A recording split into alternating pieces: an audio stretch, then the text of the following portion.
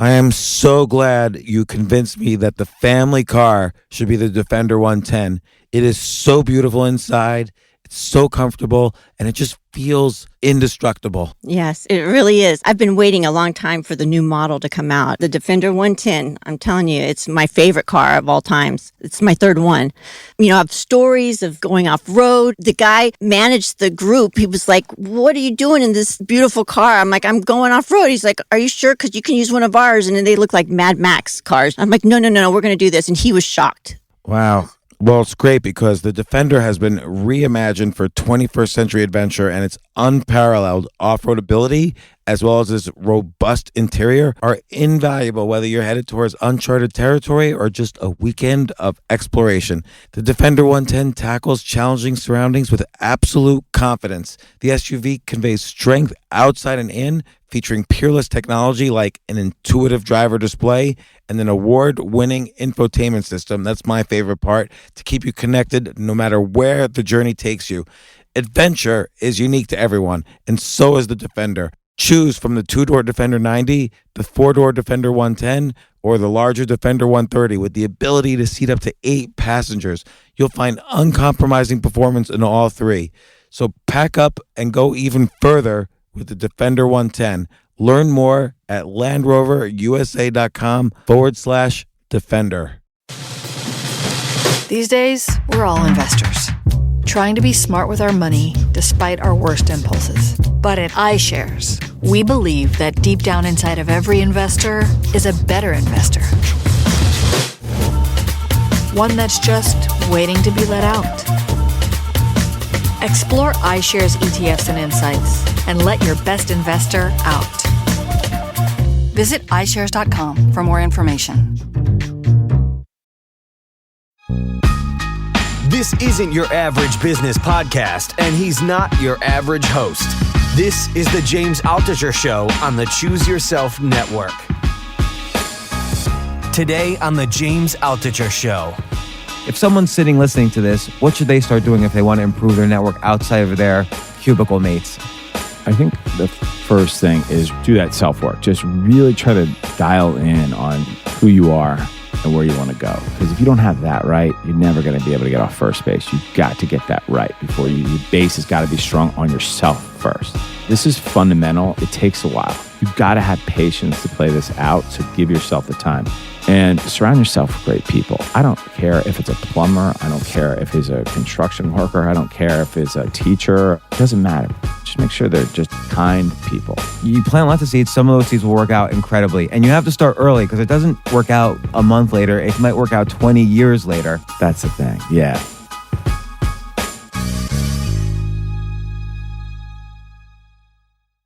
This episode of the James Altucher Show is brought to you by HP. With prices starting at $1,465, HP workstations enable you to innovate without boundaries, expanding as your workflow grows. And right now, you can get an exclusive offer just for my listeners. Get 15% off select HP workstations with Intel Core i5 processor when you go to hp.com/Altucher and enter code Altucher at checkout. That's hp.com/Altucher and enter code Altucher to get 15% off select HP workstations. This special discount is valid through July 31st. Whether you have a small business that is looking to grow or you're established and ready to take the next step, HP's workstations with Intel Core i5 processors are for you. Today's show is brought to you by a brand new sponsor. I'm so excited to have him on board. My new favorite luxury, introducing Brooklinen.com. High quality sheets and bedding at a price that won't keep you up at night. It's the fastest growing bedding brand in the world because people love these products. Their sheets have over 12,000 five-star reviews. I love my Brooklinen sheets. Try these sheets, and I know you'll love them too. In fact, Brooklinen is so confident that you'll love your new sheets that they offer a risk-free 60-night satisfaction guarantee and a lifetime warranty on all of their sheets and comforters. There's really no reason not to give these sheets a try.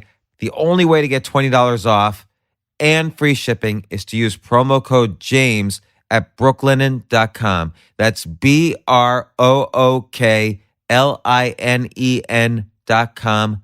Promo code JAMES. Brooklinen. These are the best sheets ever.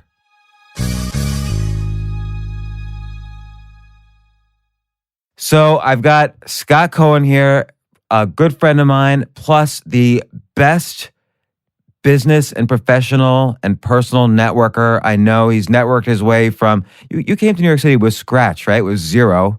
I did, yeah. And I've known you for a long time, like 12 years, something like that, or longer. I invested in one of your hedge funds. We've worked on a ton of deals together.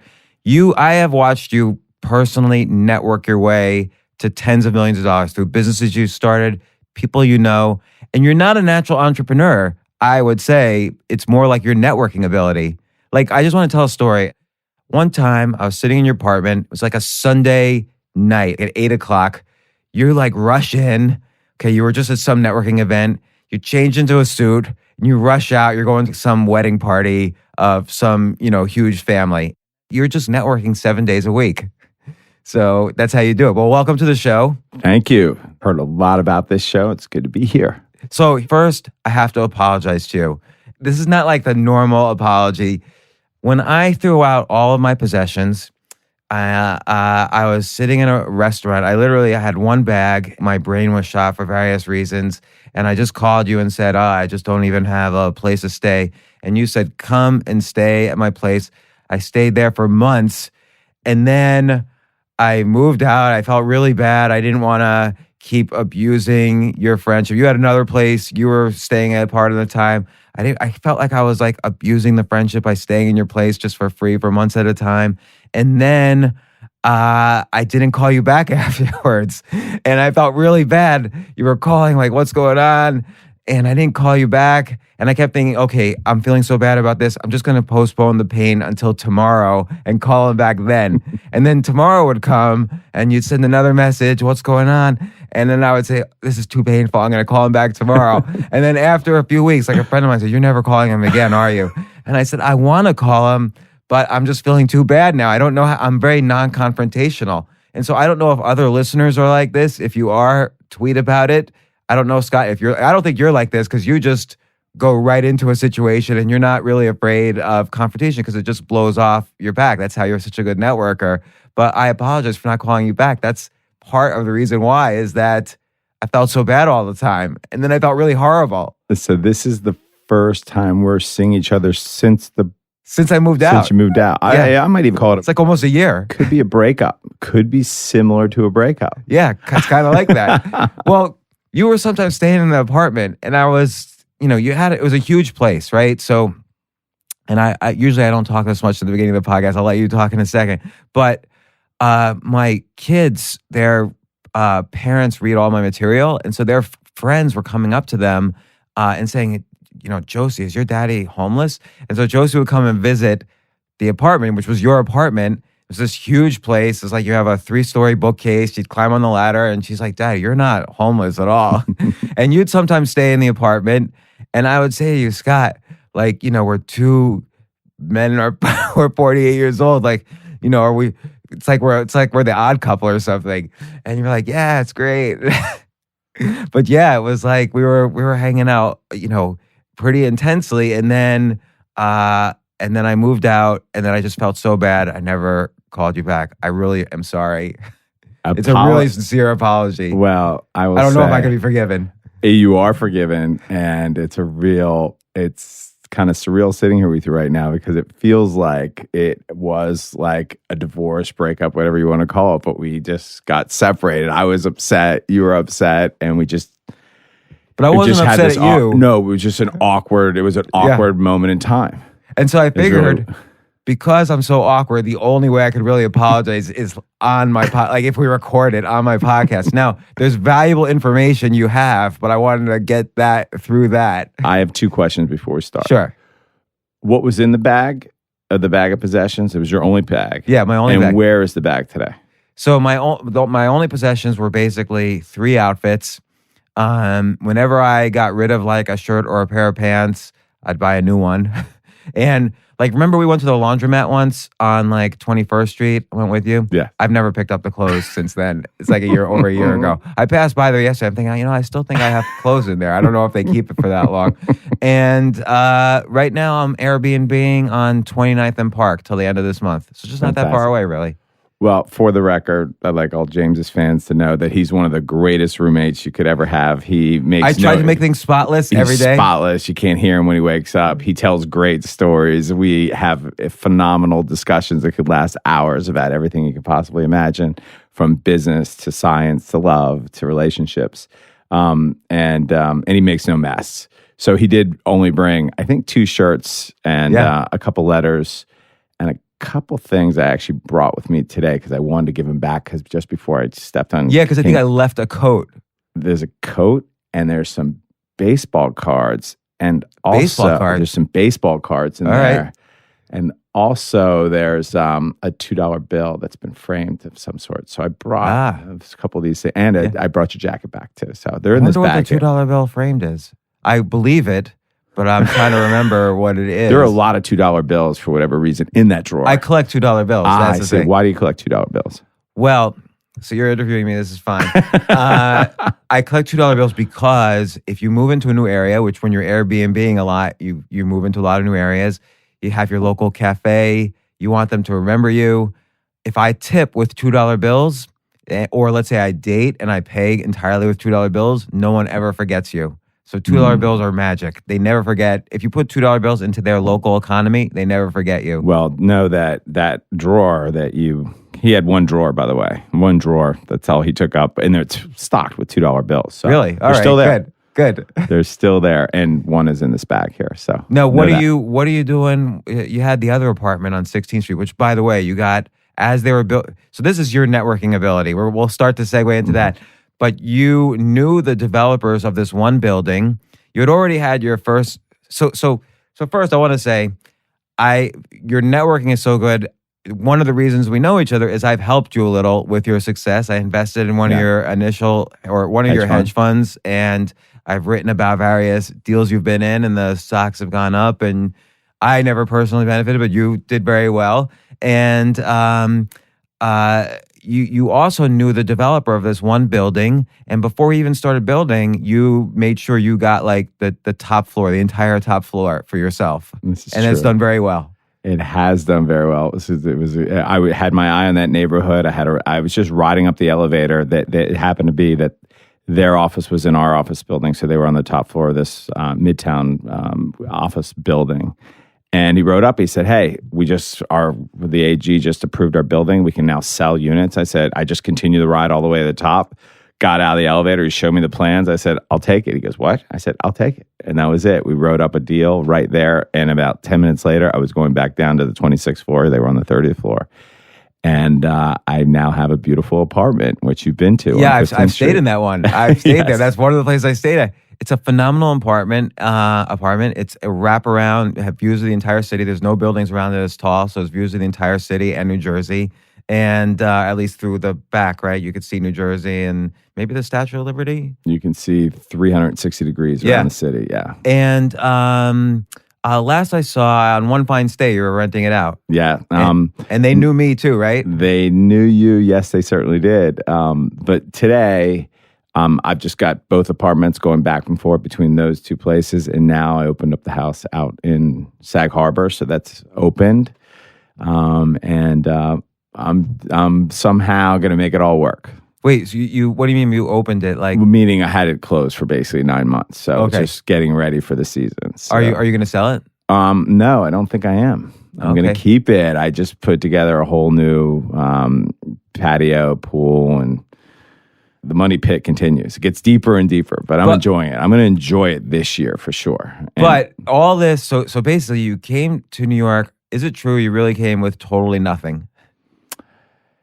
Yeah, I might have had less possessions than you when you came to my apartment about a year plus ago. Yeah. I had nothing. I mean, I had a smile. You were from Ohio. Did you know people in New York? I went to school at the University of Ohio, and no, I didn't know. I knew one person a little. I had a relationship with him in high school.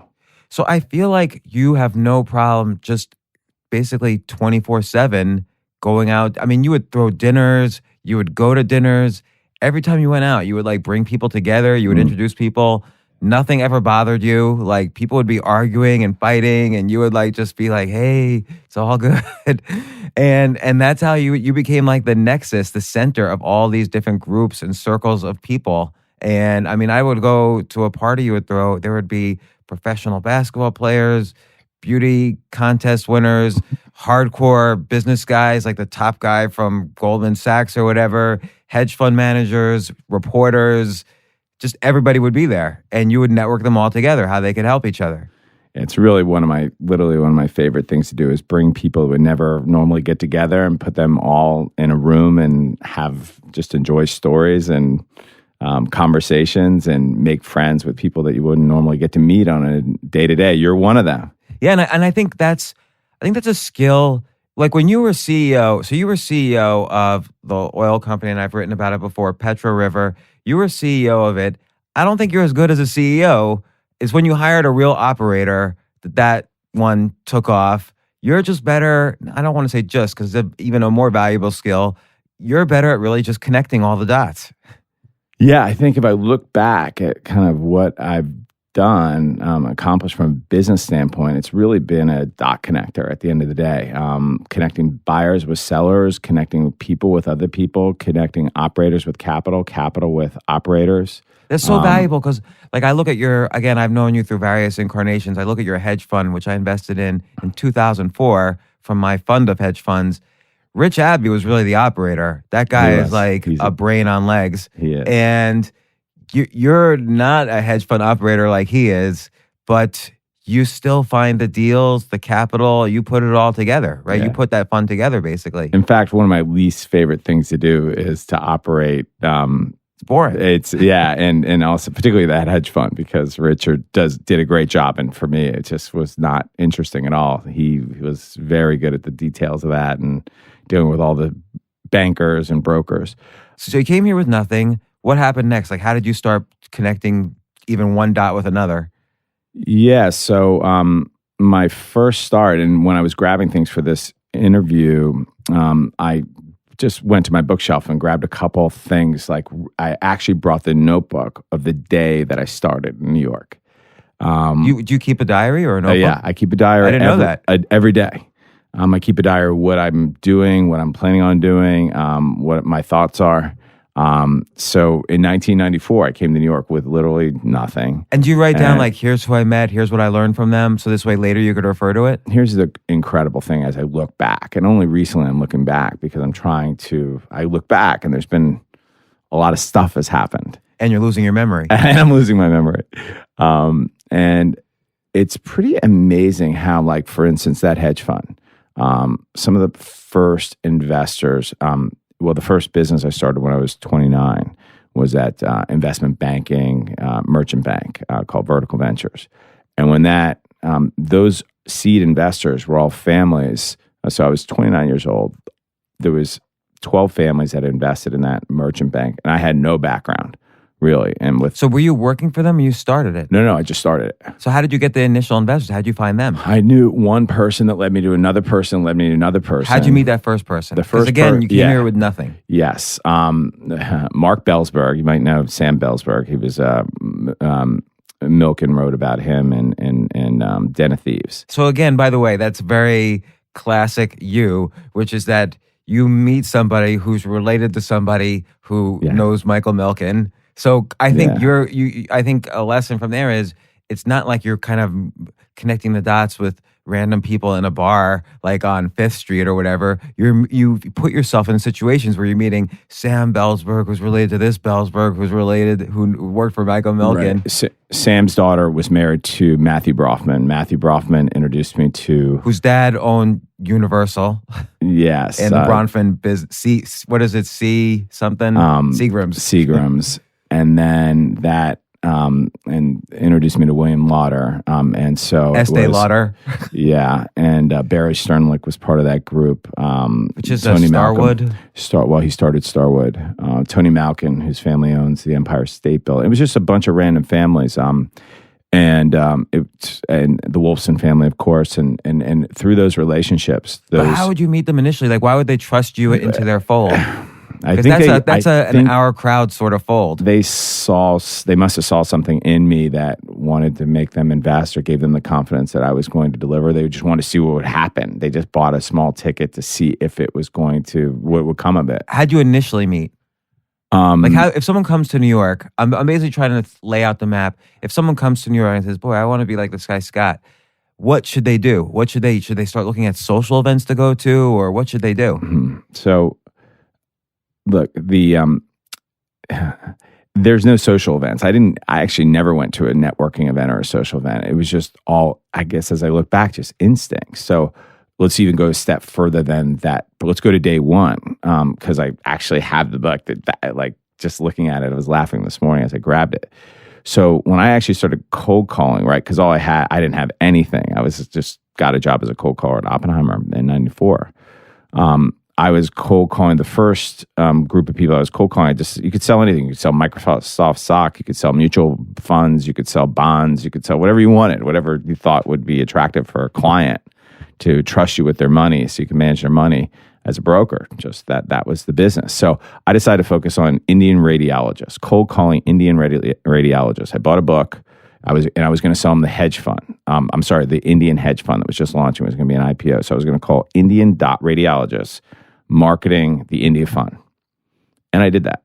And I opened. Oh, don't most people hang up? Like, what's the secret of cold calling? Sorry to interrupt. Like, I can't imagine cold calling. $250 a day, 80 connects, 10 leads, 1 close every single day. Discipline. That's it. That's the ratio. Just stick in there. That's how you do it. So you call up and say, "Hey, have you ever thought about? You're from India. Have you ever thought about investing in an India fund?"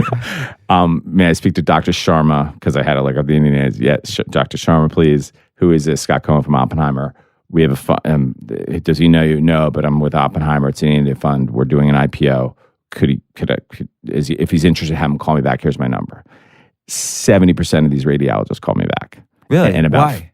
They wanted to invest in India, and I figured and obviously they had money. Okay. So you gave them a little bit of a reason, like you're I Indian, just called the secretary. Here's an India fund. Yeah, that was it. So if you would call them and said, "Hey, we have a tech IPO," they probably wouldn't have called back. Yeah, they wouldn't have. Yeah. So I had like a 50% closing ratio in my first 45 days of work. Did you ever lie or misrepresent and say, "Well, I'm thinking of doing some dental, like radiology work"? No, not at all. So the doctors would get on the phone. They'd call me back and say, "This is Dr. Sharma or Dr. Patel. I'm calling. You call my office about the Indian fund." I say, "Yeah, we're doing an IPO. How many shares would you want? You want 25,000 shares, 10 shares? What would you want?" And I just had, all of a sudden, I had 50 new radiologist doctors that were all new clients in probably like less than 20 days. Wow. So they would say, "Okay, let me consider." You would fax them the paperwork. No, they would just say, "Give me 10,000, put them for 10,000, 25,000, whatever the amount they wanted." And they were calling. That's it. And I sent them the prospectus and they'd send the money and that was it. I had 25 clients or 50 clients in 20 days. I did the exact same thing with Russia. So this fund was it was just a retail fund for the most part. I think Oppenheimer raised like $300 million almost in 45 days, maybe 2 months. Then with that success, they decided to launch something called the Czech Republic Fund. And I decided to do the same strategy. I bought a lead list of business people that were doing business in Eastern Europe that were in the United States. So they had last names that reflected Eastern European. So from Czech Republic, they were from Russia. Where can you find a lead list like now? Oh, good. Oh, I don't know because I haven't found one. I haven't asked for one in a long time. And I'm sure they're more prominent than they ever have because the internet and stuff. I'm sure you could find it. It was tough back then. Like I just had to, somehow somebody gave me the name of somebody that could buy specialized leads or whatever. And I would just look at the last names. And you had no fear cold calling. You did it 250 times a day. You get used to it. You build a skill. I'm going to blow your mind with this story. And it's going to come back to a call that I had. I was driving to Hamptons on Saturday. Here we go. Okay. So cold called about hundreds of these people, then decided that I was going to rent the consulate in Washington, D.C. for the Czech consulate. So I cold called all these Eastern European businessmen, called the portfolio manager at Oppenheimer. I'm 2 months in the business. 2.5 months at New York. Still nothing in the bank? Nothing. I mean, totally nothing. Well, I had some proceeds from the India fund that I had made, but I was paying back the loan. Like they gave me $3,000 a month for 2 months draw. So I was paying that back. But then So you're working on no salary, just No commission. salary. Yeah, no salary. And set up this meeting in Washington where I had probably 100 businessmen come to Washington, D.C. And all of a sudden I had relationships with all these pretty prominent, savvy operators that were from Eastern Europe living in the United States. And I wrote a whole bunch of business for these guys investing in the check fund. Now, of course, both the check fund and the Indian fund did horribly in the first the first couple of days, and the stock went right down. Did not know what to do. I was Were people calling you because it goes down according to the fees, right? Yeah, people didn't. I didn't understand it myself. I had just gotten in the business, but what came out of that, people started hearing I was an emerging market specialist. And if I talk too much, just stop me. No, but that's interesting too. So, I had this conversation with someone else recently that essentially nobody is really an expert, but when you start doing something long enough, everyone else calls you an expert. That's exactly right. And so what happened, I got a phone call from somebody from Arkansas saying that one of the brokers had connected me with one of their clients who was from Arkansas, saying that they were interested. They heard I was connected in Eastern Europe. Did I have contacts there? And could I help them with these overseas private investment corp OPIC loans? Do you have any what do you mean? relationships? Like they wanted to loan into Eastern Europe? They wanted to buy that debt. I didn't know anything about this. I'm like, let me call one of my guys. So I called Dr. Serge Umansky, who I just met 10 days prior. And he said, yeah, I can help you with that. Caterpillar, IBM, they were selling their equipment, their computers to Russia. And the Overseas Private Investment Corp was guaranteeing it. Well, I called the guy back. His name was Roy Umansky. I said, Roy, yes, this something that my contacts are saying they could do. And he goes, great, I'm going to call you back. Calls me back and says, the owner of my bank called Llama Bank in Arkansas would like to meet you. I said, okay. Her name's Alice Walton. I said, okay. So the oldest daughter of Sam Walton. Meant nothing to me. He goes, she's very wealthy, very prominent. This is a big priority for her. I said, okay. So meet me in Washington. Well, I was from Washington, so that was easy. So I met her and Roy in Washington 10 days later. And she said, she first comment to me was like, you look rather young. Are you sure you could do this business? And of course, I was so confident. I was like, yeah, of course I can. We know the people that are buying the computers. We know people that are buying the Caterpillar equipment. So wait, 2 months after you're in New York, you're meeting a woman who's worth, at that time, probably $15 billion. And just because you had established yourself through 6,000 phone calls into the Eastern European community as a specialist, but you did in fact have value because you were able to call a bunch of people and say, okay, yeah, we have these loans we can repackage for you. 3 weeks later, I'm on a flight to Russia with no money. I had no money. I forget, I had to buy a round trip ticket, which couldn't change it. Of course, it was $700. I was like, and the rooms were $300 a night in Russia, in Moscow. This is like, what was this, like 1995, I guess, 1994. It's a dangerous place to be. I didn't realize at the time. And so she sends the number 1, 2, and 3 into Russia to meet me. They had never been there. I had never been there. I was a little nervous. I didn't know. I had barely traveled around the world. Because you're the expert and you're bringing, Alice Walton's number 1, 2, and 3. And like, oh, here's some things you can do here. And all of a sudden, and I'll never forget. So Roy meets me in Moscow, and I had to ask Roy once he got there. I said, hey, this is unusual, but would you mind if I stay in your room with you? He goes, what? I said, I just don't have. This is $300 a night here. I don't have the money to stay. Would you mind? He goes, that's a very unusual request. And so he let me. I put a cot in his room, and I stayed there. Our first meeting was the next day. And long story short, it didn't work out too well. The meetings were not, the first couple meetings had gone, they weren't really what I thought they'd be. They got frustrated at Llama and went back to Arkansas almost the next day. Well, I couldn't change my return ticket because it was just too expensive. So why didn't they work it out? Why didn't? I tried to. Well, most things don't work out. Yeah, it just like the meetings weren't what they were supposed to be. I had other meetings. I was winging it. I was just winging it. But the most interesting thing about that, and this is where it comes to Saturday, I met, Serge had to introduce me to a good friend of his, a guy that he was doing some business with as a second contact. Because it was like, Serge, I'm in Moscow. I'm here alone. These guys just left. I got 4 more days. I can't, what am I going to do? And so I found a very cheap hotel room, which later to find out it was super dangerous. I should have known that when there was a metal detector when I came into the lobby. But I just went into this hotel and stayed there for 4 days until I could get my ticket back to Moscow. I'll never forget that turn. It was an Aeroflight flight. And as soon as that airplane got lifted off, the bottles of vodka and the cigarettes these guys were lighting up. I still remember it was like a party on that airplane. Because that was the Russian airline. There was a Russian airline at the time, and there was no drinking or smoking laws. I mean, these guys were just, it was a full on, and I was way in the back by the bathrooms. But what's interesting though is you stayed, so things didn't work out with the Walton 1, 2, 3 and the deals you had set up, but you decided you're going to stay there and keep trying to find deals. So I met a guy named Bobby Mashoya. How? Because Serge introduced me, said, meet this guy, Bobby Mashoya. He's the one that's bringing illiquid securities to Goldman Sachs so Goldman can sell them to their clients in the U.S.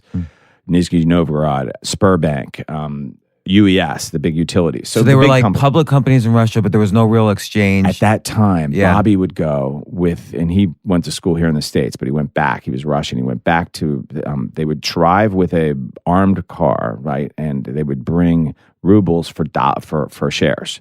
The workers were just given securities, these shares. They didn't know what they were. They never had this before. The market had just started.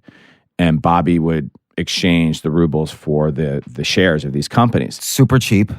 Super cheap. Bobby would sell it to Goldman Sachs, and then Goldman would sell it to, at the time, Chris Bremner ran the emerging market fund at Oppenheimer. Now, I happened to meet somebody who worked in Chris's office.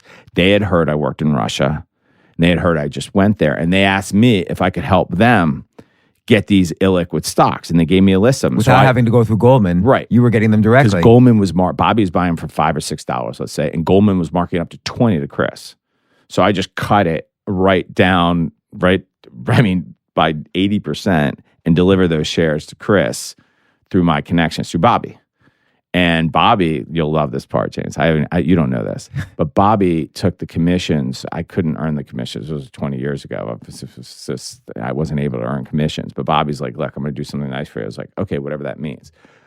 I just said, just take it, whatever you want to do with it. I don't care. It doesn't matter what it is. He goes, well, Scott, that's an important point, though. You basically you were placed more value on the connections you were building. That's why it didn't matter to you. It didn't matter to me what commission you were getting, which I think people get too absorbed in money. Money is the final side effect of good relationships and doing all the work you were doing. The hard work is connecting Alice Walton to this person, connecting the Oppenheimer guys to this person. That's the hard work. If you could do that enough, you'll get money is the side effect at the end. You didn't need anything up front.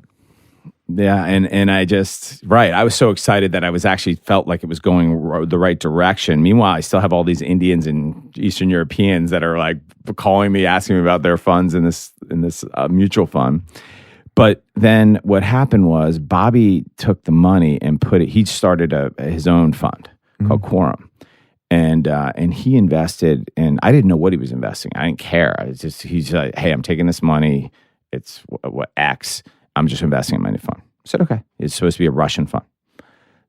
And I keep seeing the statements, and the money it was growing every year. And I never called them back. I just forgot about it, actually, because it wasn't on my mind. I think I remember this. I think I remember because it's like 20 years later. Okay, continue the story. It turned out, and this is where it gets very current, it turned out he invested, his biggest investment was a company called Mail.ru, which was DST.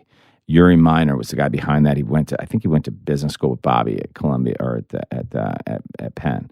Not positive, but it turned out. Yuri's like in every internet deal in the world, pretty much. So I get my statement a decade later, okay, and it's a big number on there. And I said, Bobby, what the hell? What have you done? Like, what did you do? Like, Russia hasn't been that good. I mean, it was decent through those years. It turned out Yuri Miner was a seed investor in Facebook. And we had Facebook through DST, through Mail.ru. And it was at the very, very, very early rounds. And Bobby took a big piece. He was one of the first into DST or Mail.ru. And it propelled the returns, like ridiculous returns. So that little stub commission check from delivering illiquids from that visit that I took to Russia via Alice turned into basically a seed investment in Facebook. So okay. So let's unpack. It was a random way, and it took me a decade to figure that out. I just unpacked it actually fairly recently. Well, and that was what I was going to use. Let's unpack this for a second. So you're in the town for 2 months. You're sleeping on the floor in Russia in a random hotel room and trying to put together a deal 2 months after you arrive for Alice Walton, one of the richest people in the country, maybe the richest woman in the country. And you got in that because of the cold calling made you an Eastern European specialist. And then you made some more calls to figure out how you could justify that claim. You're in Russia. The deals fail, which is, you would think would be like, oh God, I wasted my trip. But instead, you stay an extra 4 days and you push everyone you know to find someone else to meet. You meet this guy who has this extra ability of finding these illiquid shares. You can't take the commissions. You don't want them. You never see the money. He just piles it back into the fund he's starting. So it's like a random thing. He knows another random guy that he's connected with through school, gets you into Facebook. How much do you think he put in for you into his fund? And this is 1994, 95. Jeez. I'm guessing it was a couple $100,000. I'm guessing. So he put a couple $100,000, which is, by the way, that was incredible that because I guess you put together so much illiquid securities. So. Yeah, he just kept accruing it. But you couldn't take the money from that because you weren't an official broker, and it was illiquid stocks, and it was Russia, and it wasn't what I was supposed to be doing. Right, and so what did that? I think you stayed in that fund right until recently. Like he just wound down the fund a year ago. He's still I don't know. I think he's got B and C shares now. It's still going, but obviously he didn't have another Facebook, so it hasn't. So this is not how you made your money because you only cashed out on this like recently. Yeah, that pretty much. Well, I would say that I don't even know how many years. Probably 3 years ago or so. So how much did you make on that? Oh, I don't remember. It was It was very substantial for me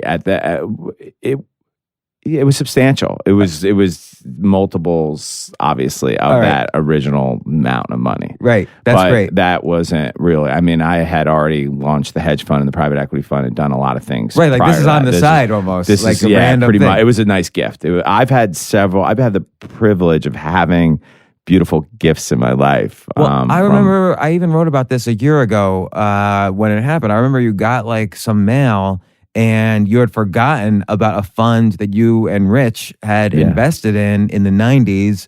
You'd totally forgotten you were invested. And the guy called you and said, oh, Scott, I have to tell you we're winding down our fund. And you felt bad for him. You're like, oh, okay, I'm sorry to hear that. And you forgot you were an investor.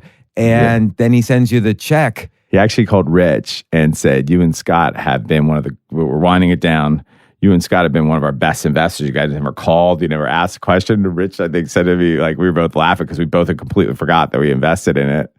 And it was a fantastic return. I don't remember what it was, but it was another, like, multiples of whatever we put in. So I think the lesson there is you got to plant a lot of seeds with good people. Oh, for sure. And not all of them are going to work out. Like That's right. with Alice Walton, it didn't work out, at least initially. I'm sure you kept the connection and have more stories, but that initial outreach to a successful person did not work out for you. You turn it into something that did work out, but you plant lots of seeds. Some of those seeds will work out incredibly. And you have to start early because it doesn't work out a month later. It might work out 20 years later. That's the thing. Yeah.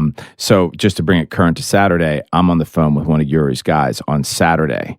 There's one of Yuri's guys because now you kept networking that. It's not like I wasn't intentional, but I had an idea. I was reading about Yuri investing in Xiaomi. Xiaomi is one of the handset manufacturers in China that's trying to take a shot at Apple. At least it was in the papers a lot that they were lacking patents. Well, it just so happens one of my most prized investments and something I really cherish was helping Acacia really get capitalized. And they went on to become a multi-billion-dollar market cap patent. Some people call them patent trolls, but they were a force in the patent world and licensed over $800 million worth of patent, either litigation or settlements. And I maintain a great relationship with Rob Stewart there. He's now the CEO and president. They still sit on a massive portfolio and about $175 million of cash. It's Acacia Research. And I went back to Rob just recently because I was in China with the Acacia Group, seeing if we could license some of Acacia's patents to Xiaomi to give them. Okay, and I'm sorry to interrupt. I hate to interrupt mid-sentence, but I just want to unpack that a little bit. This is another thing I've noticed. Someone calls you and says, Scott, can you be in China tomorrow?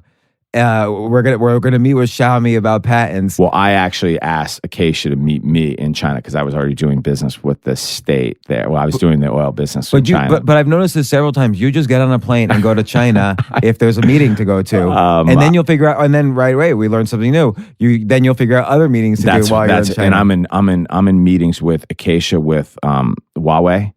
And because Acacia was suing them, they had 19 lawsuits against Huawei.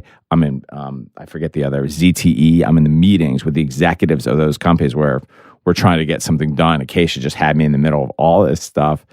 That stuff takes a long time, but just to bring it current, the guys from a friend of mine that's close with the DST guys said, hey, those patents, what kind of patents does Acacia have? So just now we're just back in discussions of what patents might be appropriate for that some companies that DST has a position in. So it just brings it right back around to something I was doing. I was kind of chuckling about it this weekend because I hadn't thought about DST since the Facebook investment. Like it's just completely random. But that's interesting too. It's so much stuff. I think it's sort of like, I'll tell you an example. When I was talking to Tony Hawk, the world champion skateboarder for 13 years in a row, if I asked him, how'd you get good at skateboarding, which is like kind of a dumb, naive question, he really has no clue because it was like so built into him, he can't answer that question. You're kind of like 10 steps ahead on the networking here, and I'm trying to... not in a bad way, like you're doing your thing. I'm trying to understand every step of the way what you did. And so DST, like you just said, you hadn't talked to them since the Facebook days. They're the biggest internet investor in the world, pretty much. I mean, they piggyback, for instance, every Y Combinator investment. They're all over Silicon Valley right now because of the Facebook investment. But and you met them. You so far as I know, you didn't meet them. I only through Bobby Mashoya. Yeah, he had a college. Yuri was his college friend or whatever. That's right. So how do you get on the phone then, 15 years later or 20 years later, with the guy who works for Yuri? I just can't explain that. That's just too. It's just. You must have done little. I'll tell you what happened because Xiaomi, I knew was lacking patents because it was all over the press. Right. And they're trying to make a big push. They're getting sued in India. They can't get in India. They can't get in the United States. So I knew Acacia had the portfolio that could offer them some protection and maybe even give them some offense and defense.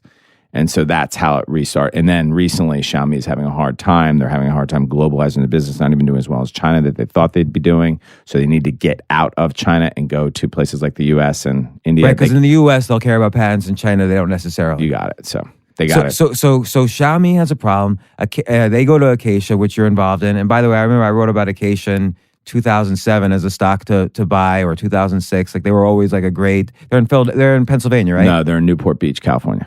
Okay, I thought for a while they're in Pennsylvania, but I could be thinking of different thing. Look, I mean, and now they've gotten more focused. Rob Stewart's running it, and but how did you then call the DST guy who worked for Yuri 20 years later? I didn't even. A guy that I played tennis with and became friends with. I knew he told me he was close with them at DST, and I was thinking, well, DST put a lot of money into Xiaomi. It was in the press.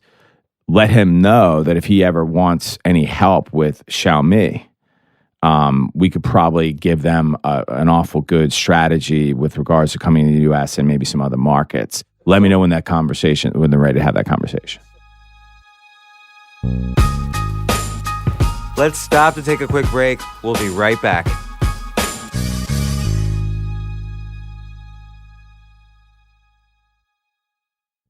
Shift it into high gear.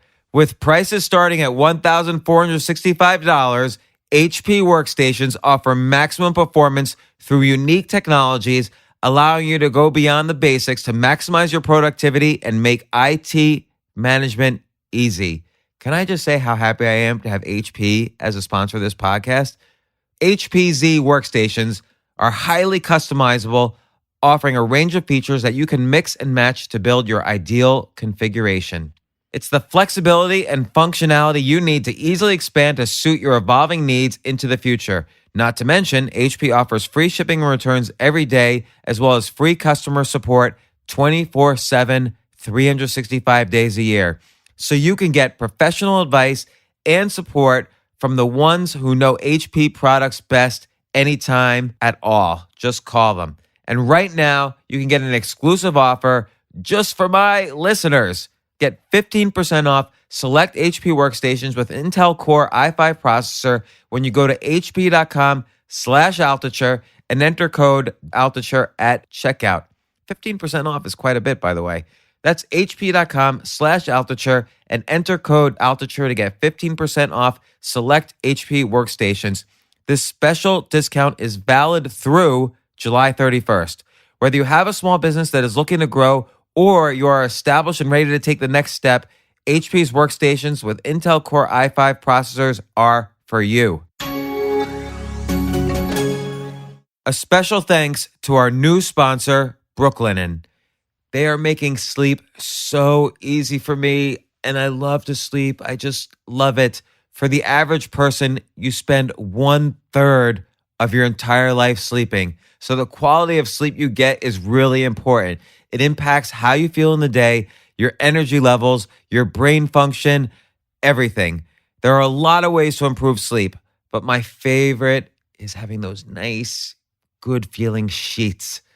Introducing Brooklinen.com. These are high quality sheets and bedding at a price that won't keep you up at night. Trust me. I love my Brooklinen sheets. Try these sheets and I know you'll love them too. Brooklinen.com has an exclusive offer just for my listeners. Get $20 off and free shipping when you use promo code JAMES at Brooklinen.com. In fact, Brooklinen is so confident that you'll love your new sheets that they offer a risk-free 60-night satisfaction guarantee and a lifetime warranty on all of their sheets and comforters. There's really no reason not to give these sheets a try. The only way to get $20 off and free shipping is to use promo code JAMES at Brooklinen.com. That's BROOKLINEN.com, promo code James. Brooklinen. These are the best sheets ever.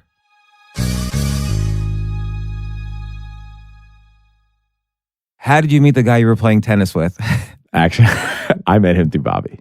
Okay, so He's basically insane. when someone is a worthwhile connection, you know, okay, there's this saying, you're the average of the 5 people you surround yourself with. So this good guy, Bobby, is a good guy, and he's good at networking and good at connections. So I don't want to use the word milk because that sounds negative. But basically, if I keep on pushing this guy for more and more connections and meetings, and connections is the one word, that's not even what you do. It's like, okay, I just want to be friends with these guys. Oh, I don't know who you know, and I'm going to play tennis with them. And remember, James, I was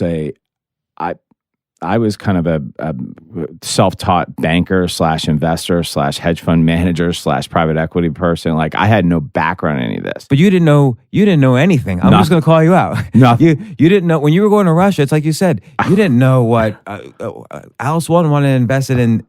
Essentially, she wanted to do what's called trade finance on IBM's transactions in Russia. Exactly. You probably had no clue what that meant, right? Liquid securities for some stupid bank in Russia. You had no clue. The India fund, what were they investing in? You had no clue. Yeah.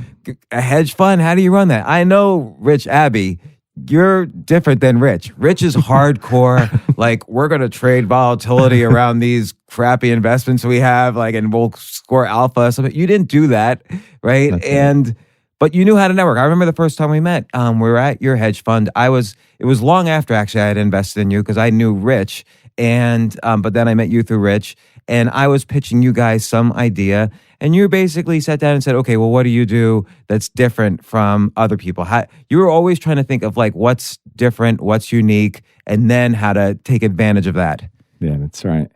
This will really connect us. You're going to be surprised by this because it's somebody we both know. Remember Tommy Satner, who tells an incredible story. I hope that maybe you'll be interested to have him on your show. I know you wrote about him, but he's an incredible person. And he's like, I would say, if you want to know about, I don't know, police and the U.S. situation in terms of law enforcement, this is the guy. Yeah. Think Blue Bloods. His grandfather was a captain. His father was police captain in Newark. His brother was head of the New Jersey State Troopers, currently head of the Port Authority Security. His cousins, his uncles. I mean, it's all law enforcement. Okay, so I have to unpack that. it seems like the way you, in order to understand who are the 5 people I should be around and look at for connections, it seems like in several cases you just used either family or college, which is like almost like a familiar relationship. It's that relationship right after family to kind of predetermine these are good people to know. And if I'm interested in doing the place I am in my life right now is, do I want to do business with them? Is it fun? Is it something that do I trust this person? Is he ethical? Like, is this someone that I can spend time with? Tommy just happened to be that kind of person. I got to know him over the months, 6 months, 7, almost a year. And then you'll love this part because you remember Woody Norris, who started the long-range acoustical device. He's been on 60 Minutes. He's done his Discovery Channel. He really created a new form of sound. He created directional sound. I wrote about his company in 2005, maybe in the Financial Times, LRAD. And I remember I was talking to either you or an analyst for your fund on the phone, and he made a weapon that like a mile away or half a mile away, I can shoot you, and the people standing right next to me won't be affected, but I'll hear a sound so great it'll knock me out. Woody not only created that, but before that, Bluetooth, digital recorder, some of the key patents in ultrasound, sonograms. He's a incredibly, you talk about self-taught. How'd you meet him? I met him because he was the CEO or the developer of long-range acoustical device, which was American Technology at the time. That's how we first met. But I kept a relationship. He was a special person. I kept a relationship. So even with though him. that stock failed, It didn't. Though it depends when you were involved. When Okay. we were involved, it was almost $1 billion market cap before they decided. Remember, he was doing directional sound for it's digital signage for, like, if you're at Walmart and you wanted to hear about Coca-Cola would pay to shoot a Coca-Cola message right in your ear. That was Would that work? It does work. It works Okay. fabulously. So if I'm walking by Walmart, you're walking by Walmart and Coke wants to sell you Coca-Cola, you only hear that Coca-Cola advertising. So I've never heard that. I get digital that. signage market. Yeah, no, it was projected to be a huge business. Woody was just absolutely just going down that path, and the CIA approached him and said, "Hey, can you make this directional sound into a weapon? A non-lethal weapon, of course." And he said, "Let me take a shot at it." And he made it. He got an opening order from the Army to put $5 million worth of those things into the Afghanistan. I think it was in Afghanistan in that war. I'm almost sure it was Afghanistan. So they were using it to clear out moss, send warnings to people. And then it developed. Then they started putting it on Navy ships. And now today, it's on every single Navy vessel in the U.S. in the fleet. It's in 28 other navies around the world. really? It's going to be... Is that LRAD still? It's on LRAD. I mean, Is that sold stock still out there? hundreds of millions of dollars worth this, and I think it's time for LRAD right now. I just sat down with management last week, and I hadn't been briefed. I've owned the stock for a decade. I have had a very large position in that company, and but now it really feels like it's a time for LRAD, which is obviously a different story, but this is the part I want to tell you. Tommy's connecting to law enforcement. I saw it with my own eyes. I thought to myself, wait a second. Woody talked about doing a handheld sound weapon years ago, and I'm reading all this stuff about police brutality and all these problems that communities are having in policing, and thought to myself, wow, if we could come up with that. And I always believed that handheld Better than sound taser. weapon. Way better, because taser's killing people. Taser kills one And you have to be close to the person. Taser, you have to be within 5 to 25 feet. But the worst news about taser is they're calling it non-lethal. But guess what? It kills one person a week. Yeah, it's Taser horrible. kills one person a week. It's horrible. And Because cops feel like they can use it, and then it kills people with a heart kills attack. people. I mean, and you don't have to go far to find this information out. So I wanted to come up with something that could be, my brother's in law enforcement. I have a lot, Tommy's in law enforcement. I built a lot of friends in law enforcement. I saw. How'd you meet Tommy? God, you're really getting in there. That's because you know why I get in there is not so much like I'm trying to get your stories. I want to know how to do it. Like I go to Russia and it doesn't work out. I'm like, okay, I'll sightsee for the next 4 days. You're telling me there's something better to do. I go to China for like one meeting. I'm thinking, okay, I'm just gonna like relax in my hotel room for the rest of the time just to prepare for this one meeting. Mm-hmm. But you're saying no, I'm gonna go meet also the biggest handset manufacturer in the world and hook them up with my patent company, and then call a random guy at DST who knows my tennis playing friend who met with was in college with my other guy from 20 years ago. Right. I don't do this. I You do understand. something that I would never do. And I'm semi-successful. You're hugely successful because this is what you do. It's not because you have this extra knowledge about the technology or about business. This is your mutant skill. Okay, I guess hard to explain, but I think you're getting there. You're getting there. I'm realizing it myself just by talking to you because I don't really talk about this so often. So it's interesting that you're bringing all this up. So how did you know how did I meet Tommy? So I'm invested in a beverage, no sugar, no calorie drink. We're rolling out with Disney. It's called True Drinks, and I'm on the board. I've had a substantial investment. I brought in some of my friends in it as well. Now we have a lot of money in this, probably between us and my friends. We're my group, and the whole group of us must have $30 or $40 million in this at this point. And we're rolling out. So the CEO, the former CEO, Kevin Sherman, wanted me to meet one of his friends, Tommy Setner. Why? Why did he think of you? It was a random dinner. It was a random dinner. Kevin's in town from California, actually from Colorado at the time. He wanted, we got together just to talk and hang out and just have conversation. So by the way, you go to the random dinners and I don't, someone calls me up, oh, we're in town, we're going to have a random dinner.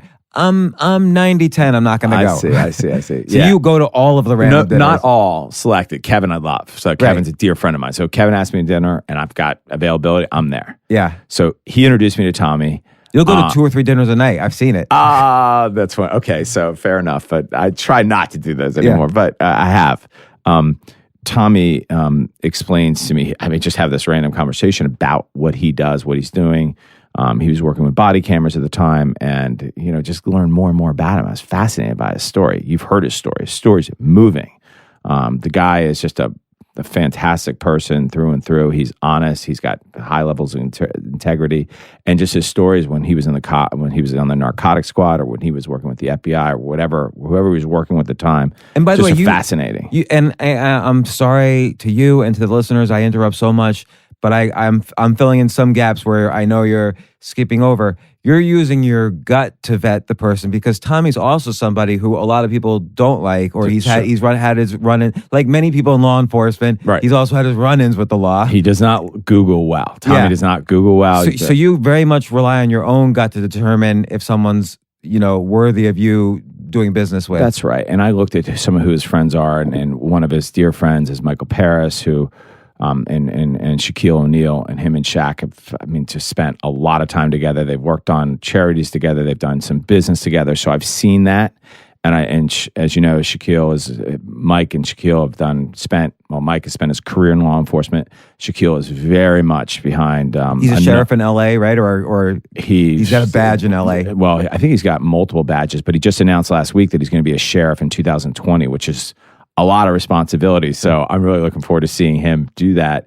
But just last week on Monday, Tommy set up a meeting with let's just go back a little bit. So we created a new weapon. We're not even calling it a weapon, it's a device. You haven't seen it yet, or maybe you have, but I can't wait to show it to you later after we're done here today. Yeah. But this is a real authentic non-lethal. This will not kill you. What it is a 7.5 foot piece of Kevlar firing out of something that looks like your iPhone, and it fires the speed of bullets. Woody Norris, the inventor of directional sound, came up with this.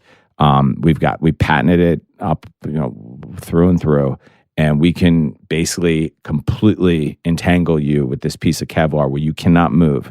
You cannot. It's kind of like Wonder Woman's lasso. Kind of. It was. We were throwing around the lasso originally, but now we're calling it the bola wrap. You've seen the bolas where they throw them and they wrap around? You were looking at this a year ago. It wasn't quite 100% yet. It not only, today, I fire this, you're getting wrapped. You cannot move. What if I'm running? If you're running, it's a little bit of a tougher shot because your legs are moving, your arms are moving. But if I come to you and say, put your hands up over your head, and you don't, what are you going to do as a cop? I'm going to come over with my billy club and smack you in the head. I'm going to taser you. I could kill you, or I've got to come into battle with you. I've got to wrestle you to the ground, hit you in the head, or maybe choke you, and then put you in cuffs. It's not so easy to do. Right. Your choices are limited. Now I can just look at you straight in the face and just boom, and it's over. You are wrapped up and you cannot move. How does the Kevlar fit inside something like a phone? I have to show you. It's packed in, and it's got these hooks on it. The chamber at which it fires, it's a crisscrossing chamber. We're using gunpowder to fire. It fires basically 7 feet, so it really can't miss you. And as soon as it hits the target, it just wraps around you and you cannot move. So what is a guy, I mean, you met him like, let's say 13, 15 years ago. I remember you guys were in the stock like a long time ago, his original stock. And he's this big guy, Bluetooth inventor, and then LRAD stuff. But you do what I call the soft touch. Like you'll just every month, every couple of weeks, kind of get in touch and say, hey, how's it going? Now, not everybody might respond, but the people who respond, you keep in the circle and you keep thinking of things for them to do and be involved in. And that's part of the networking technique. I hadn't talked to him in maybe 7, 8, maybe 10 years. I hadn't spoken to Woody. But what's interesting, he just picked up my call. So because you were doing the soft touch, you were at some point. I don't know how many times you kept in touch with him then. But at some point you called and said, "How's it going?" We were brothers 10 years ago. We talked all the time. But he left the company. We brought an operator in, by the way, who didn't operate so well. He did well with the cash position, but never grew the business. Woody is a grower. Woody is an inventor. That guy has had a string of successes, and I'm just blessed to be doing business with him now. And I think we've created something really special that could change the way law enforcement community kind of engages going forward. This is a non-lethal device. We're launching it in a couple weeks. I'm sorry, probably 2 months. So okay, you found the inventor and you came up with an idea that you need because this was in your head, but you got some of the idea for this invention from Tommy, a specialist in law enforcement and a former police officer, captain, whatever. His whole family was captains and this and that. Yep. So you connected them together to basically produce an invention, which now you have the expertise. You create it into a company. Maybe it'll go public, maybe not. Maybe you'll merge it into something. And who else did you connect into this deal? Mike Paris, who I just mentioned, who was on the narcotics squad with Tommy, who done a lot of work with with Shaquille.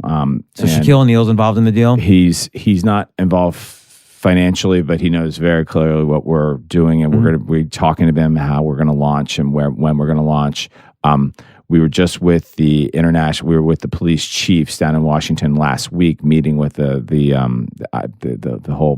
two people that run the international police chiefs. How'd you get in touch with them? Tommy, of course. Okay. Tommy has a relationship with him. So does Mike. We met with a handful of super chiefs. I don't want to mention which ones, but we're talking about how we're going to launch this. And you go to all the meetings? I go to all the meetings, right? Yeah. I go to all the meetings. I love it. It's, as you know, my brother's in law enforcement. I'm having a really good time with this. This, for me, is not about the money. Yes, it's nice that there's going to be a financial reward with this if successful. Taser has $1.5 billion market cap, and this, in my opinion, that non-lethal weapon they're using really is not non-lethal. Call it what it is. It's a lethal weapon, and it works well, and it protects and saves lives. That's fine. But we need something, the society needs something that's just a little less lethal. Actually, to live up to the non-lethal. Right. If you're going to call it non-lethal, it should be non-lethal. Why don't they use mace or something like that? They do, but it doesn't work. Okay. It sprays the cops back in the face. There's a lot of problems with mace. We've done a lot of testing on this. We've surveyed a lot of police officers, a lot of people in law enforcement. We've done a lot of work on this. The videos... the beautiful thing about this engagement device is what we're calling it, BOA wrap. It's wrapping every single time now. I mean, which is just phenomenal. So think about it as just handcuffs, but I don't have to actually put my hands on you. People don't like when people put their hands on you. Yeah, there's a lot of violence around that. Yeah, I mean, you saw what happened last year in New York with that case where the cops started putting their hands on the guy, and the guy was like, "Get off me, get off me." I forget his name. It was all over the news. And he got killed, or they choked him out. I mean, they had 6 cops on this big guy, and they sent him to the ground. I think what was his name, Eric? I forget his name, but it was horrible. It was all for the world to watch. It could have been avoided. 1 shot to the legs, 1 shot to the torso. It's over. But so I feel like a lot of these situations, I mean, obviously in the beginning when you had no money, it's about like, how can I make some money? Right. And obviously you were interested in money. That's why you were working for a bank. You were connecting people up on deals. But I feel like the real way you made the money was you got out of bed not with the idea, I'm going to try to make some money today, but I'm going to try to, you had additional meaning in your life. Like in this case, how can I connect people so this idea of a non-lethal weapon can come to life. And the side effect is going to be money. You're going to connect, oh, I knew this guy from 15 years ago. I knew this guy because he's the brother of this police chief and my brother's in law enforcement and so on. I know this guy because I played tennis with him because I met him through this family and blah, blah, blah. It seems like you spread the seeds around. Whatever seeds start to grow, you hit the accelerator on that as much as possible. And then you try to connect them. You try to connect the dots. Let's say everybody comes to dinner. By the way, I'm going to go to dinners they invite me to. I'm going to go to then I'm going to get back from this dinner. I'm going to go to this wedding. Like when you raise money for a fund, I don't know who raised money for your first funds, but I imagine it was you. Rich and Rich did too. I mean, both of us. But yeah, a lot of them came from the original Vertical Ventures, the merchant bank that was started, because you would meet these like the children of these big families, and then you would just keep going to their weddings and their bar mitzvahs. And I wouldn't say the children. A lot of times the principals, just going around on a deal or something, knowing what they're interested in, just connecting dots back to the original thing, just connecting dots. But I want to be able to look back. It'd be just fun, whether it's an oil discovery and that we have onshore or offshore in Europe or wherever it is, or to introduce a non-lethal a new way for law enforcement community to engage. Those are things that we can look back and just smile and just say, wow, I did that. Like that's part of it as well. Just not necessarily money related, but just an accomplishment. Well, I want to mention the company. I won't mention the name of the company, but like one of your companies just struck oil, and it's like one of the first actual oil finds in the U.S. in a long time, right? I don't know the stats on this, but it's traditional. It's not like fracking. It's like you basically had a business idea. Let's find a bunch of fields that produce hundreds of millions of barrels. They're all abandoned now because of peak oil theory in the U.S. Turns out with new technology, you can find oil still.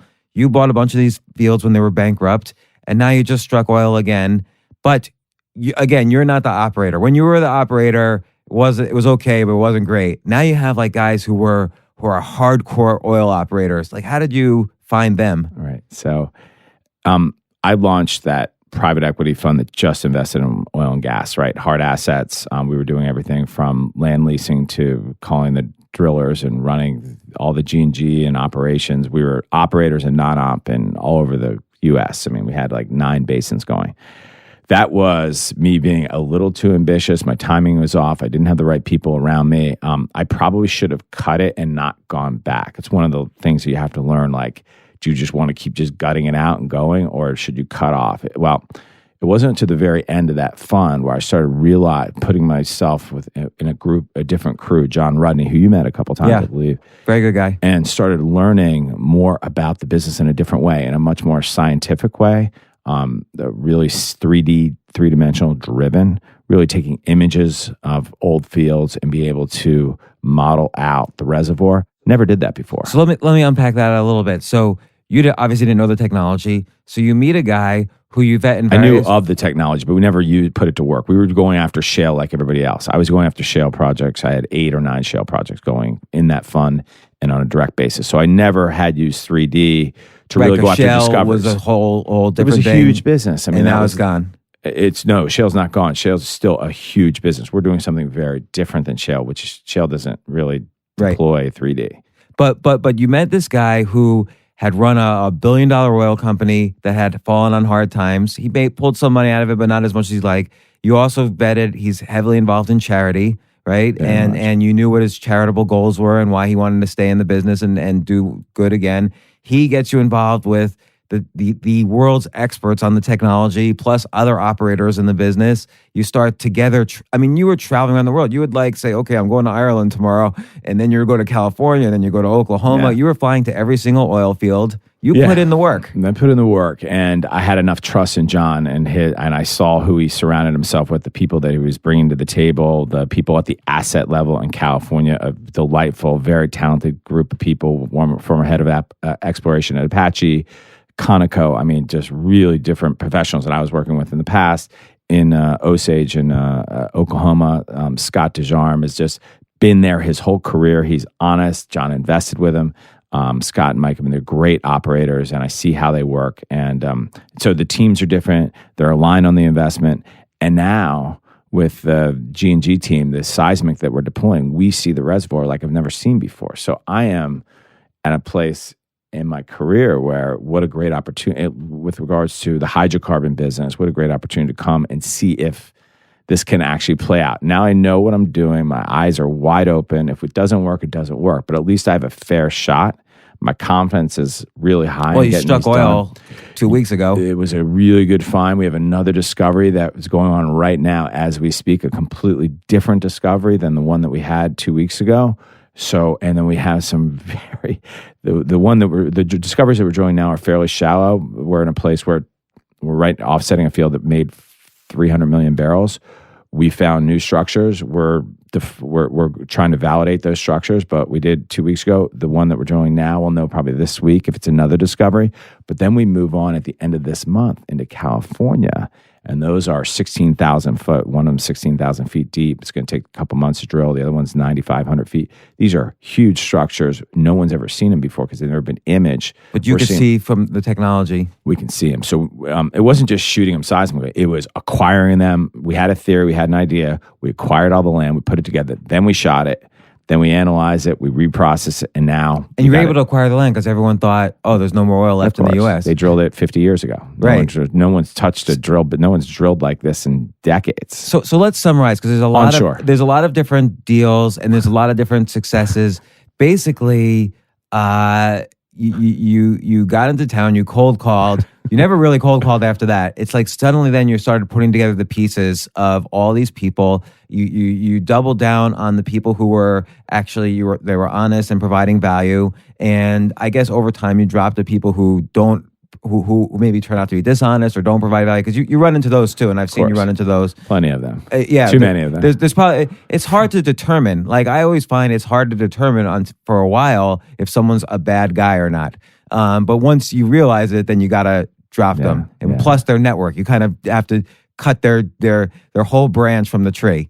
And you do the same thing. Look at you. I mean, look at our relationship, right? Yeah. I mean, like we got to know each other. We met through Rich, and we built our own relationship over the last 10 years or so. And it's gotten stronger and stronger. We got more trusting. So you're doing the same thing. I'm sure you've run into guys that you just prefer not to be associated with, and you cut them. Yeah, and then also the thing is too, relationships build over time. Like you mentioned with Woody, the LRAD guy, you called him, you picked up the phone after 10 years. Or the DST guys, maybe you didn't talk to them for 15 years, but you had something to offer, and you're always able to just be friendly and welcoming and, oh, okay, we worked together on that time, now let's take a look at this. You're not like you're not in sales mode ever. You're not trying to sell anybody anything. You're just trying to say, hey, there's an idea, this might be interesting to you. And it's usually a good idea that someone or you have come up with, and you're just trying to share it with as many people as possible.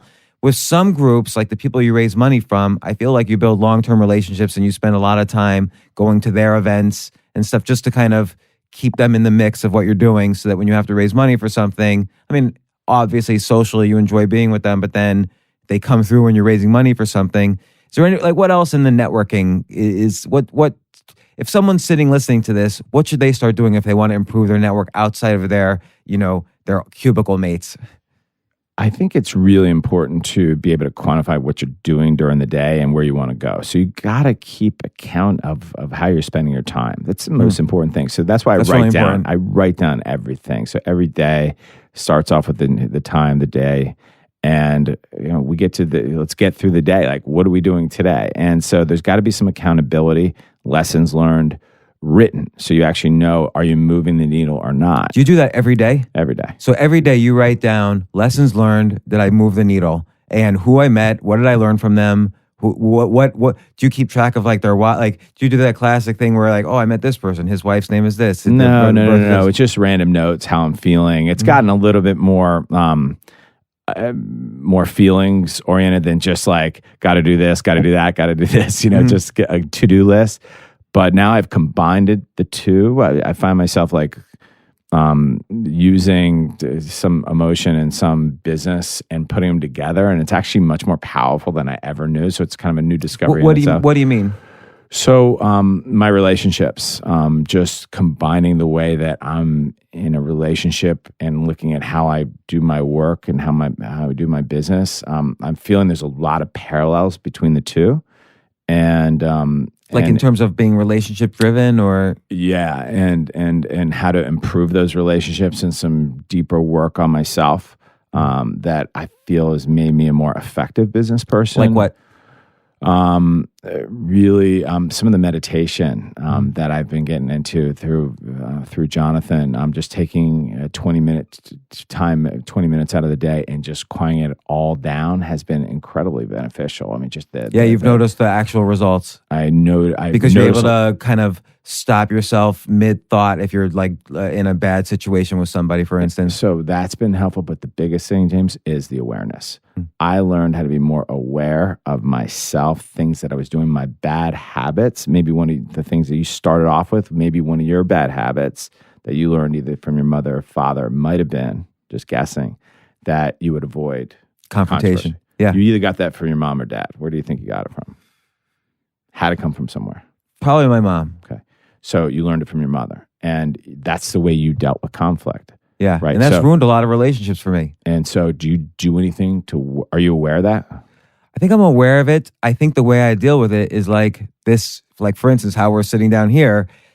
I've been wanting to, for a year, sit down with you, or at least day one, I wanted to return your call like, oh, it's Scott, we're just going to hang out tomorrow. And then I just postponed it a day, and that sent me spiraling down this horrible thing where the only way I could apologize was to actually have you on my podcast. This weird, awkward way to apologize is do it on a live record, or not a live recording, but a recording. So, okay, got it. Well, I'm thankful this is the way you did it. And I'm not sure it's the best way, but it's Right, your way. it's not for the now. best way. So maybe, perhaps, if it's a bad habit, it means you're not going to stop, right? So it's going to continue. So I'm kind of answering your question. Yeah. What kind of work did I do? The kind of work that I did was working on my bad habits, sourcing where they came from. In my case, they came from my mother, father. In your case as well, for the most part, which came from their parents. Right. Right. So that procrastination / just avoidance, that controversy, the avoid conflict that you mentioned in the very beginning.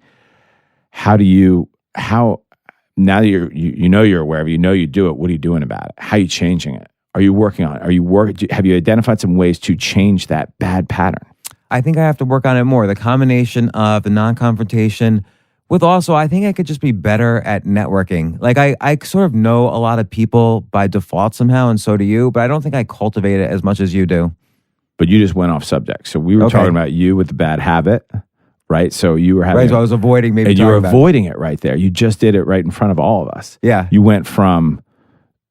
You had a bad habit and you wanted to avoid that confrontation because of just me calling you out, and you went to networking, you went to business. And I did the same thing. I shielded Right, because my it feels personal- painful. Yeah, it's painful. You don't want to talk about that. You don't want to deal with it. You don't have to address it. So you use business to cover it up. That's something I've changed now. Or some people use exercise to cover it up. You don't. Maybe you read or write. Those are just kind of short-term fixes. The question is, how do you get in there and change that pattern? So how do you do that? Oh God, that has I mean, gonna have to awareness be- is key, obviously. Awareness. I mean, just knowing where it comes from, and you'll have many more bad patterns, and I'm sure you have a lot more. I'm sure the list is long. I didn't realize it, how many bad patterns I had that were sourced from my mom or dad, until I spent a good week working on it, which is a whole nother discussion. But that awareness has personally had a big impact on me, because now when something comes up and I know it's a bad habit, I stop it, I recognize it, and I do some things to try to alter it. And Like, what's a bad habit you have right now? tunnel vision. Tunnel vision is a bad habit. I just go and go and go until I get it right, and I don't give up. And so sometimes people think that's great, but it doesn't always work out the way you want it to. So if you're so set on something, so set that Like, what's it's an gotta example? work. Got to have. I hate to bring it into business. So let's take a relationship, because business is simple. Yeah. Like, okay, the deal didn't work. I'm going to fix it. I have a bad habit of trying to fix deals. Right. Fix the deal. Fix Like you were this. working on China and oil for I years. wouldn't stop. This one company that you're referring to, it's taken me a decade. I don't Yeah. stop. And sometimes you just need to stop. And I didn't. And that could be a bad habit, because you get so fixated on it, the Yeah. success, or determined to have a success. When it doesn't work, it can break you. It takes a lot to break. But when you break, it could have a lot of bad post. So that breaking effect could take you down emotionally and mentally. So you got to be very careful. There's a balance. So the tunnel vision, like win at all costs, I'm not sure that's the healthiest thing. The having that, so that one of my bad habits was complete tunnel vision. I had to just have the blinders on until it worked. Well, that could take 2 years, 3 years, 4 years, 5 years. Now I just have better senses, spend time with better people. I'm just optimizing everything. Like, and if one thing is not working, you have a bunch of things going on now. You can be more flexible. I can be more flexible, and in my, and how that kind of translates into my relationships is, my relationships is I'm more conscious of what they're doing. So I'm more aware. Like, for instance, last year, I wouldn't have been able to catch what you were doing with your backing off of confrontation, like, and how I just saw it, like you switched right there in front of me. So I never would have caught that. So I'm more aware now in these types of, and just in a more aware person by working on myself. So I think that's really helped me in my work, connecting more dots. I think I'm a better dot connector than I ever have been, which is... And you were good then. You've always been good. Yeah. And so now that I've done this work, I think now I'm just really getting started. Now I feel like my base is the strongest it's ever been. So two quick questions, and then and they'll be easy. Well, one will be easy, one will be hard. The first one will be hard. Someone sitting listening to this is thinking, boy, this is great. This guy's done good work. It's been over 20 years. I'm 40, 50, 55 years old. I'd like to start going in a direction like where Scott's going. What are the first steps they could do? There's self-awareness. There's kind of making a kind of almost a diary at the end of the day of what they've learned, what they haven't, who they've met, who they haven't. What else can they do? Should they start holding dinners? Should they start figuring out who's good and doubling down on those relationships? Should they start coming up with ideas to connect people? What should they do? I think the first thing is do that self-work. Just really try to dial in on who you are and where you want to go. Because if you don't have that right, you're never going to be able to get off first base. You've got to get that right before your base has got to be strong on yourself first. Because otherwise, I think it'll be too much about money. It'll be too graspy. Too short term. Yeah. This is fundamental. It takes a while. You've got to have patience to play this out. So give yourself the time. You're not going to get a quick fix. Nothing's going to happen in 3 months. Right. Or a year. It's going to take years. So get that fundamental work done on yourself first, and then you can start growing. Write down where you want to go. If you don't write stuff down, how are you going to go anywhere? You're not going to remember where you came from. So you got to remember where you came from. So you just nailed the first two. And surround yourself with great people. I don't care if it's a plumber. I don't care if he's a construction worker. I don't care if he's a teacher, a yoga teacher, somebody that you met at the grocery store. It doesn't matter. But just make sure they're just kind. It involves, though, going out there and meeting a lot of people to filter out the ones who are good people to spend time with. And I suggest that those people that you decide to spend time on, make sure they're aligned with where you want to go. So whatever and I've seen direction. you do this in relationships too. It is, yeah. And like if you're in a relationship with somebody who's not supportive of your networking, that's not going to work out for you. That's not going to work out. And support of me as a person. It's not just networking me as who I am. Yeah. And so, and just as important, I want to know who they are and where they're going. So that's back to awareness. So it's not just all about me, it's about them as well. And that's something that I've learned in the last couple of years that I think is making me on the relationship side the best I've ever been. Because I remember when we had one dinner, you were dating a woman who I thought was like perfect. Yes. And just the entire dinner, she was looking in the other direction. I hope you're not going out with her right now. No, she is. She was the entire time. Here we have like the most fascinating people in the room. And, you had a novelist there, a professional basketball player, your friend Tommy was there, all these great people. And you loved her, and you were like going on. Yeah, I was like, why is he not just proposing to her immediately? But she was sitting next to me, and I saw she was just looking the entire direction, like to emptiness the entire time. And it was really funny. I hadn't looked back. I knew there was something wrong at that dinner, but I hadn't looked back at the pictures that showed her looking off, never looking anybody in the face, and she wanted to leave. That really solidified. That was the part about writing down. It was recorded, like, because here it is. Like, there's no denying the facts. She might have been having a bad night, but that was a judgment call. Like, that's not going to work. Yeah. But you'll love this connecting dots story. You haven't met her yet, but it's a very special person that's back in New York. And I dated her 10 years ago when I was back in Miami. And I am lucky enough to have connected that dot again. And we are back and we are stronger than ever. That's great. I think it's a lot of has to do with my awareness and about myself and will I meet others. her? Do you really forgive me? Oh, I do forgive you. All and right. you will definitely meet her. And the final question is, a lot of people don't believe me that I threw out all my belongings and then basically just moved in to like a room in one of your apartments. And then from there I started Airbnb-ing. Can you just tell people I had nothing? And I'm a successful guy. I threw out everything. I'm going to just say, if we were on film right now, people could see the bag that I'm carrying. It's not a very big bag. It's maybe can hold 10 pounds worth of stuff at maximum. I have brought with me everything in those drawers. I have all your possessions. Yeah, I left your place with like two pairs of pants, 2 shirts, and like 3 t-shirts. Now you have 2 jackets to add to your collection. Well, I left them because I was throwing them out. I know. So I don't even want them back, but I'll take a look at what you have. They're not going to fit me, sadly. So they're beautiful things. I know where you got them. So I hope you looked very sharp in them. So I see now you can add to your. But it is true. James takes up very little space. He's neat as neat can be. And he obviously, if you're listening to the show, that he's a fascinating guy to talk to. He's got depth, he's got knowledge, and he's a brilliant guy. So it's a real pleasure to be here and spend this time with you. It really is. Scott, thanks for coming on the podcast. First time we see each other in about a year. I love it. I love it. Thank you. Thanks. Perfect. Wow, that was great. Yeah, that was awesome. Good. Yeah. That was really fun. For more from James, check out the James Altucher Show on the Choose Yourself Network at jamesaltucher.com and get yourself on the free insiders list today. Hey everyone, thanks so much for listening. I hope you enjoyed this interview. Before you go, I wanted to just say thank you to everyone who has rated and reviewed this podcast on iTunes. I really love reading these and thought it would be fun to share yet another review. Bernardo Bernal said, "We listen to your podcast religiously. Condensed food for thought, and the formulas to access the best in life. My family in Italy and Spain listen to you as well. Muchas gracias, grazie mille." I really, really can't thank you enough for your ongoing support and reviews. Thanks. AI might be the most important new computer technology ever. It's storming every industry, and literally billions of dollars are being invested. So buckle up. The problem is that AI needs a lot of speed and processing power, so how do you compete without costs spiraling out of control?